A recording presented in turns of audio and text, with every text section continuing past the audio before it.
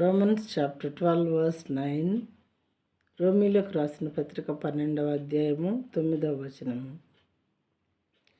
Let love be genuine అబౌట్ what is evil, hold fast to what is good. మీ ప్రేమ నిష్కపటమైనదై ఉండవలెను. చెడ్డదాన్ని అసహించుకొని మంచిదానిని హత్తుకొని ఉండుడి. ప్రేమ అంటే ఇక్కడ రకరకాలైనటువంటి ప్రేమలని మనం ఈ లోకంలో చూస్తాం ప్రియమైన వాళ్ళారా. కాబట్టి మీ ప్రేమ నిష్కపటమైనదై ఉండవలను అని పౌలు గారు రోమా సంఘానికి బోధిస్తూ ఉన్నారు. చెడ్డ ప్రేమ కాకుండా మంచి ప్రేమ కలిగి ఉండండి.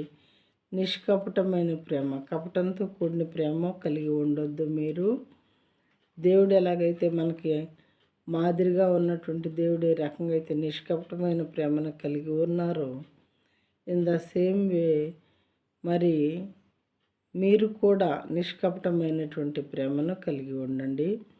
చెడ్డదాన్ని అసహించుకోండి, మంచిదానిని హత్తుకొని ఉండండి.